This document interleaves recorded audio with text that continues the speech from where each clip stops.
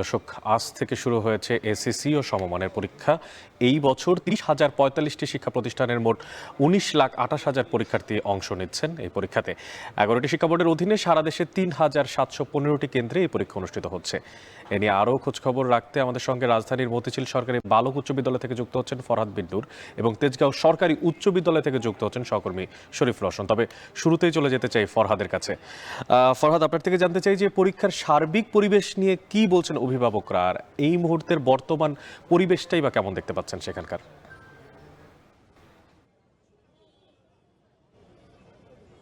অনেক আমরা দেখলাম যে একটু আগেও এই কেন্দ্রে শিক্ষা উপদেষ্টা এসেছিলেন। তিনি কেন্দ্র পরিদর্শন করেছেন এবং কেন্দ্র পরিদর্শন শেষে তিনি কেন্দ্রের পরীক্ষার সার্বিক পরিস্থিতি নিয়ে সন্তোষ প্রকাশ করেছেন এবং বলেছেন যে সুষ্ঠুভাবেই সব জায়গায় পরীক্ষা অনুষ্ঠিত হচ্ছে। এখন পর্যন্ত কোথাও কোনো রকমের ঝামেলা হয়েছে এরকমটি তিনি জানেন না, বা এখন পর্যন্ত কোথাও ঝামেলা হয়নি, সব জায়গায় সুষ্ঠুভাবে পরীক্ষা হচ্ছে এবং তিনি প্রত্যাশা করেছেন পরীক্ষার শেষ দিন পর্যন্ত শান্তি শৃঙ্খলার সাথেই পরীক্ষার্থীরা পরীক্ষায় অংশ নেবে।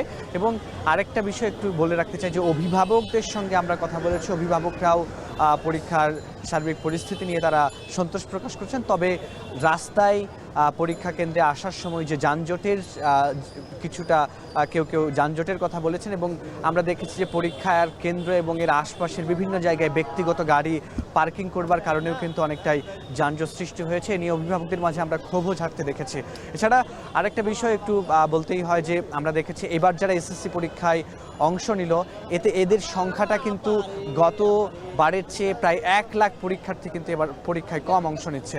অর্থাৎ আমরা যদি বলি যে এবার পরীক্ষায় অংশ নিয়েছে ১৯,২৮,০০০ পরীক্ষার্থী, যেটা গতবারের চেয়ে ১ লাখ পরীক্ষার্থী কম। আমরা দেখেছি যে বিগত ৫ বছরে এই ব্যাচটিতে প্রায় কয়েক লাখ শিক্ষার্থী কিন্তু কমে গিয়েছে ষষ্ঠ থেকে দশম শ্রেণীতে আস্তে আস্তে। সে কারণে কিন্তু এবার আমরা দেখেছি যে প্রায় ১ লাখ শিক্ষার্থী এখানে কমেছে এবং সারা দেশের প্রায় ৩০,০০০-এর বেশি শিক্ষা প্রতিষ্ঠানের শিক্ষার্থীরা কিন্তু এতে অংশ নিচ্ছেন এবং ১১টি শিক্ষা বোর্ডের সারা দেশে ৩,৭১৫টি পরীক্ষা কেন্দ্রে কিন্তু এই পরীক্ষা অনুষ্ঠিত হচ্ছে।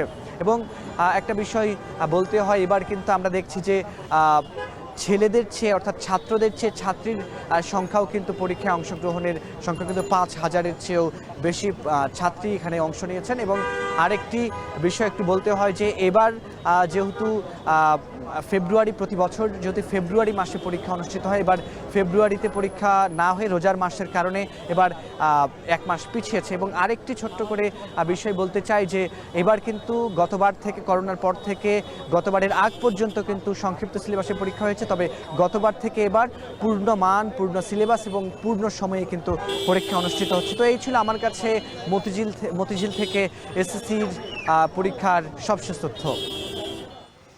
এবার চলে যেতে চাই তেজগাঁও সরকারি উচ্চ বিদ্যালয়, সেখানে আছেন সহকর্মী শরীফ রওশন।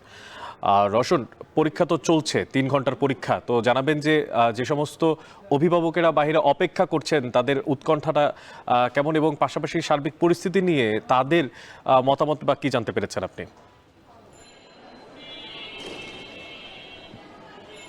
অনেক নিঃসন্দেহে আসলে ৩ ঘন্টার পরীক্ষা। আজকে কিন্তু ঢাকায় ৩৩ ডিগ্রি সেলসিয়াস অনুভূত হচ্ছে গরম।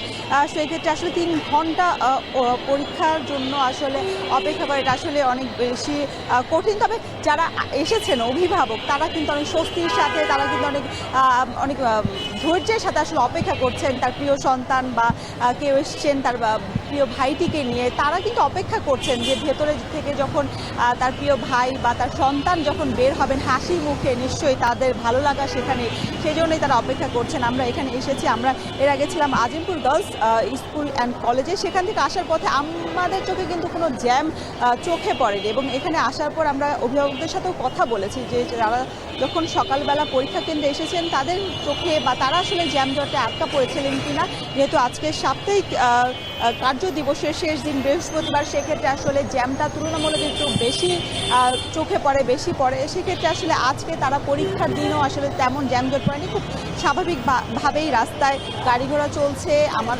আশেপাশে আপনি দেখতে পাচ্ছেন এখানেও আসলে গাড়ি চলছে, রিক্সা চলছে, তবে কোনো বিশৃঙ্খলা হচ্ছে না। সেই ক্ষেত্রে কিন্তু স্কুল কর্তৃপক্ষ, তেজগাঁও উচ্চ বিদ্যালয়, এখানে আছে সরকারি বিজ্ঞান স্কুল, ছাড়াও আরও 4টি কেন্দ্র কিন্তু এখানে তেজগাঁর মধ্যে আছে। সেক্ষেত্রে আসলে খুব শৃঙ্খল পরিবেশে আসলে পরীক্ষা চলছে, আর মাত্র 1 ঘন্টা সময় আছে, সে 1 ঘন্টা আসলে খুব নির্বিঘ্নে কেটে যাবে এটাই আশা করছেন অভিভাবকরা। এবং বাংলা প্রথম পত্র দিয়ে শুরু হয়েছে, যেহেতু তার প্রিয় সন্তানটিও আসলে ভালোভাবে সহজ প্রশ্ন পর্ব আশা করছেন অভিভাবকরা যে খুব সহজভাবে খুব ভালোভাবে পরীক্ষা দিয়ে তার প্রিয় সন্তানটি বের হবে পরীক্ষা কেন্দ্র থেকে। অনেক